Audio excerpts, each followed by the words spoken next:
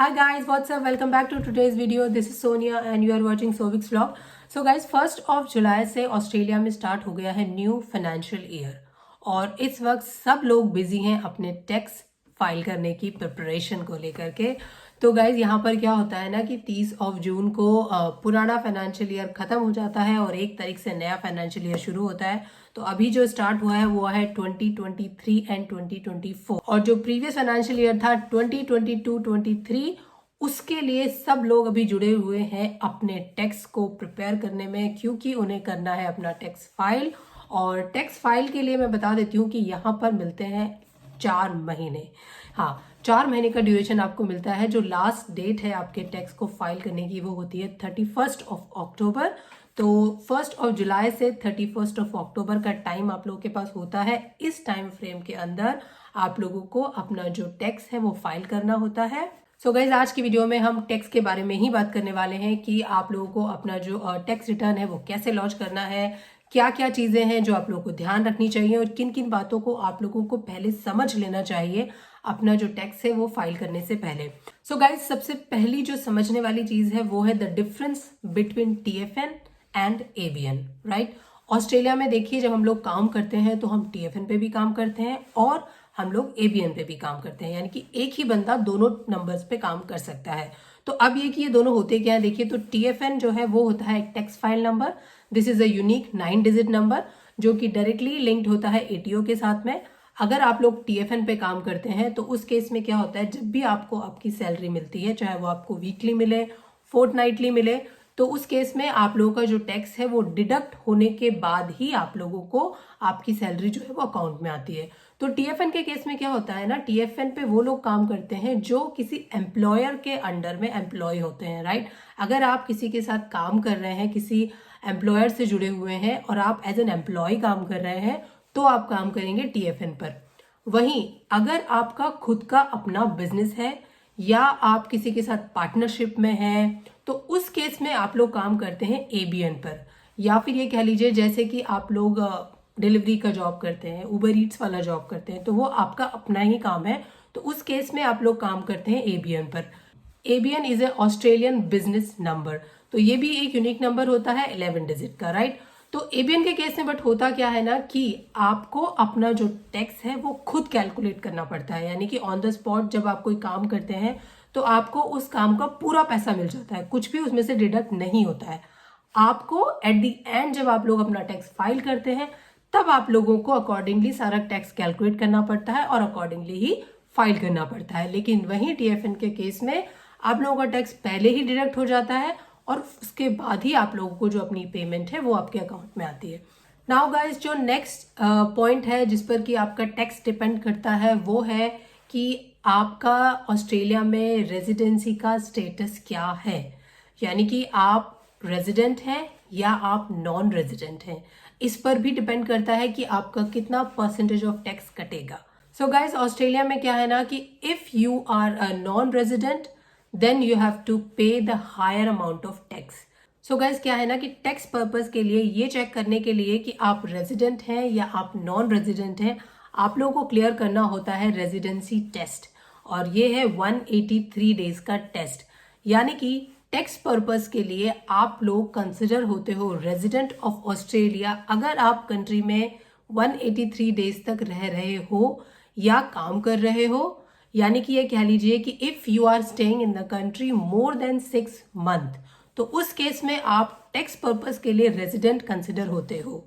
So guys, ATO की website पर clearly लिखा हुआ है कि किस केस में आप रेजिडेंट कंसिडर होते हो। तो देखिए उसमें लिखा हुआ है that you are generally considered as a resident for the tax purpose if you have always lived in Australia or you have come to Australia and live here permanently.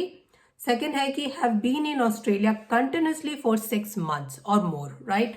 और देखिए उसमें overseas students के बारे में भी लिखा हुआ है that overseas students who has come to Australia to study and are enrolled in a course that is more than 6 months long. तो वो सारे स्टूडेंट जिनका जो कोर्स है इसकी ड्यूरेशन 6 मंथ से ज़्यादा की है, वो सारे स्टूडेंट्स अगर यहाँ पे रहते हैं मोर देन 6 मंथ्स तो they are considered as resident और फिर जो उनका जो टैक्स कटेगा वो उनका टैक्स उसी तरह से कटेगा जैसा कि यहाँ पर एक ऑस्ट्रेलियन रेजिडेंट का टैक्स जो है वो कटता है। नाउ गाइज लेट्स अंडरस्टैंड कि ऑस्ट्रेलिया में जो इनकम के डिफरेंट स्लैब हैं वो क्या है और किस स्लैब पर आप लोगों को कितना जो टैक्स है वो पे करना पड़ेगा। तो जैसा मैंने आप लोगों को बताया कि that if you are a non resident of Australia, तो उस केस में तो क्या है ना कि अगर आपकी इनकम $0 से लेकर के 1,20,000 ऑस्ट्रेलियन डॉलर के बीच है एनुअल इनकम, तो उस केस में आप लोगों का जो टैक्स है वो लगेगा 32.5%। एंड अगर आपकी इनकम 1,20,000 ऑस्ट्रेलियन डॉलर से ज़्यादा है और 1,80,000 ऑस्ट्रेलियन डॉलर से कम है, तो उस केस में एज ए नॉन रेजिडेंट आप लोगों को पे करना पड़ेगा 37% टैक्स। और अगर आपकी जो इनकम है वो एनुअल इनकम 1,80,000 ऑस्ट्रेलियन डॉलर से ऊपर है, तो उस केस में आप लोगों को पे करना पड़ता है 45% tax. So guys as a resident आप लोगों को जो टैक्स देना पड़ता है वो ये है कि अगर आपकी जो एनुअल इनकम है वो 0 से लेकर के 18,200 ऑस्ट्रेलियन डॉलर के बीच में है, तो उस केस में देखिए आप लोगों को कोई भी टैक्स नहीं देना पड़ेगा। और अगर आपकी एनुअल इनकम 18,200 से ज़्यादा है और 45,000 से कम है, तो उस केस में आप लोगों को जो टैक्स देना पड़ता है वो देना पड़ता है 19%, या फिर ये कह लीजिए कि $1 में से 19 सेंट्स आप लोगों का टैक्स लगता है। अगर आपकी इनकम जो है 45,000 से ऊपर है और 120K तक है, तो उस केस में आप लोगों का जो टैक्स है वो लगता है 32.5%। और अगर आपकी इनकम 120K से ज़्यादा है और अप टू 180K है, तो उस केस में आप लोगों को पे करना पड़ता है 37%। और अगर 180K से ज़्यादा है तो उस केस में आप लोगों को पे करना पड़ता है 45% टैक्स। अब इसे हम समझते हैं कि ये टैक्स की कैलकुलेशन कैसे होती है। तो so let's take an example. तो फर्स्ट एग्जांपल हम लोग कंसिडर करते हैं कि मान लीजिए आपकी जो एनुअल इनकम है वो सिर्फ 18,000 ऑस्ट्रेलियन डॉलर है। तो उस केस में देखिए आप लोग आते हैं स्लैब 1 में, तो उस केस में आप लोगों को कोई भी टैक्स नहीं पे करना पड़ेगा क्योंकि up to 18,200 there is no tax, right. Now let's take an another example. अब सपोज कर लीजिए कि आपकी जो एनुअल इनकम है वो 30,200 ऑस्ट्रेलियन डॉलर है। तो देखिए उस केस में आप लोग आ गए हैं सेकंड वाले स्लैब में, ठीक है। तो उस स्लैब में क्या है ना कि अप टू 18,200 तक तो देखिए आपको कोई टैक्स नहीं देना है, और उसके बाद जो अमाउंट बचा यानी कि यू हैव टू माइनस 30,200 में से आप 18,200 को माइनस कर लीजिए। उसके बाद जो बचे आपके 12,000, तो उन 12,000 पर आप लोगों का लगेगा 19% टैक्स, 2,280 ऑस्ट्रेलियन डॉलर। इसका मतलब अगर आपकी इनकम 30,200 है एनुअल इनकम, तो उस केस में जो आप लोग का टैक्स बना वो बना 2,280 ऑस्ट्रेलियन डॉलर। इस टैक्स कैलकुलेशन में देखिए मैंने मेडिकल लिवाय को कंसिडर नहीं किया है, बिकॉज अगर आप देखिए स्टूडेंट हैं तो आपने ऑलरेडी अपना जो ओवरसीज हेल्थ इंश्योरेंस है वो ले रखा है, तो आप लोगों के लिए कोई भी मेडिकल लिवाय जो है वो नहीं कटेगी। नाउ गाइज अब बात करते हैं how to launch your tax return. तो टैक्स रिटर्न को फाइल करने के 3 तरीके हैं। फर्स्ट है कि आप चाहें तो खुद अपना जो टैक्स है वो फाइल कर सकते हैं। सेकंड, आप अगर चाहें तो किसी कंसल्टेंट या किसी अकाउंटेंट से हेल्प ले सकते हैं, उनके थ्रू करवा सकते हैं। और थर्ड मेथड है कि यहाँ पर जो गवर्नमेंट की भी हेल्प मिलती है टैक्स को फाइल करने के लिए, आप चाहें तो वो हेल्प भी ले सकते हैं। तो अगर हम सबसे फर्स्ट वाले ऑप्शन की बात करें कि अगर आपको खुद अपना टैक्स फाइल करना है तो वो कैसे करेंगे, तो गाइज उसके लिए आप लोगों को क्या करना पड़ता है, उसके लिए आप लोगों को पहले माई गव पे बनाना पड़ता है अपना अकाउंट, और अपना अकाउंट बना करके उस अकाउंट को लिंक करना होता है एटीओ के साथ में, और फिर आप लोग जो है अपना टैक्स है वो फाइल करते हैं। मैं अभी अपना टैक्स फाइल करने वाली हूँ, मैं अभी वेट कर रही हूँ, मेरा टैक्स रिटर्न अभी रेडी नहीं है। तो मैंने एक्चुअली प्रीवियस ईयर में 3 डिफरेंट टाइप की जॉब्स की थी। तो 2 एम्प्लॉयर से मुझे अपना जो टैक्स समरी है वो वहाँ पर अपडेट हो गया है एटीओ की वेबसाइट पर, लेकिन अभी एक एम्प्लॉयर से जो टैक्स की समरी है वो आनी बाकी है। तो जब वो आ जाएगी तब मैं आप लोगों को बताऊंगी कि अगर आप सेल्फ अपना खुद टैक्स फाइल करना चाहते हैं तो उसके लिए क्या क्या चीजें हैं जो आप लोगों को फिल करनी पड़ेंगी और कैसे आप फर्दर प्रोसेस करेंगे। नाउ गाइस जो सेकंड ऑप्शन है वो होता है कि आप किसी भी सर्टिफाइड अकाउंटेंट से हेल्प ले सकते हैं, किसी सीए से आप अपना जो टैक्स है वो फाइल करवा सकते हैं। बहुत सारे लोग यही करते हैं जिनके मल्टीपल जॉब्स होती हैं या मोस्टली जो एबीएन पे काम करते हैं, तो उनके लिए थोड़ा सा टफ हो जाता है कि किस तरह से वो अपना टैक्स कैलकुलेट करें।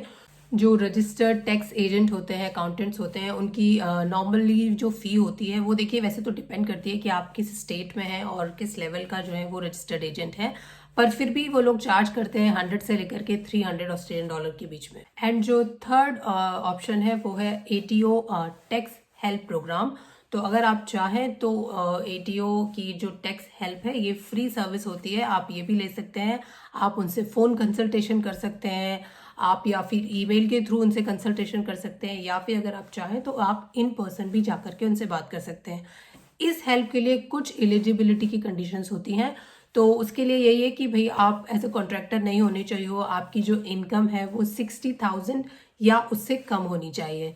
Now guys there is one more thing which is very important कि ऑस्ट्रेलिया में देखिए, अगर आप लोगों का कोई भी टैक्स नहीं बनता है, जैसे कि मैंने इनिशियल में आपको बताया कि अगर आपकी जो इनकम है वो 18,000 से कम की है, तो उस केस में देखिए आपका जो टैक्स है दैट इज निल। लेकिन इसका ये मतलब नहीं है कि आपको टैक्स रिटर्न फाइल नहीं करना है। यस, अगर वो जीरो है तब भी आप लोगों को जो है ना टैक्स लॉन्च करना है, अपना जो रिटर्न है वो भरना है। And another important thing is never try to hide anything. अब जब आप अपना टैक्स भर रहे होते हो ना, तो आप लोगों को बिल्कुल टेक केयर करना है कि आप एक तो किसी भी चीज़ को हाइड ना करें। छोटी से छोटी इनकम भी आप लोगों को उसमें शो करनी है। कई बार होता है कि लोग गलती से भूल भी जाते हैं एक्चुअली। जैसा मैंने आपको बताया कि मैंने खुद प्रीवियस ईयर में 3 डिफरेंट एम्प्लॉयर के अंडर काम किया था, तो मेरी 3 डिफरेंट जॉब्स थी। तो एक बहुत छोटे टर्म के लिए थी। तो ये है कि हम लोगों को ध्यान रखना होता है कि आप हर चीज़ उसमें मेंशन करें, जो भी आपकी इनकम थी, चाहे वो छोटी सी हो या ज़्यादा हो, आप लोगों को सारा टाइम पीरियड और सारी इनकम जो है वो मेंशन करनी होती है। बिकॉज ऑस्ट्रेलिया में क्या है, देखिए, अगर आपने टैक्स के मामले में कोई भी गड़बड़ करी है, कुछ चीज़ें आपने मिस कर दी हैं और वो चीज़ें जो है बाद में आइडेंटिफाई हो जाती हैं, तो पेनल्टीज काफ़ी हाई होती हैं। तो इसीलिए जब आप अपना टैक्स फाइल कर रहे होते हो ना, तो आप लोगों को सारी चीज़ें बहुत अच्छे से टेक केयर करनी होती हैं। कोई भी चीज़ आप लोगों को ध्यान रखनी है कि आप मिस ना करें, कोई भी इन्फॉर्मेशन जो है वो आप गलत ना दें। So that's all for today's video guys. I hope आपको वीडियो अच्छी लगी होगी। जल्दी ही मिलूंगी मैं आपसे फिर से एक टैक्स की वीडियो को लेकर, जब मैं फाइल करूंगी अपना tax. Thanks for watching, bye bye.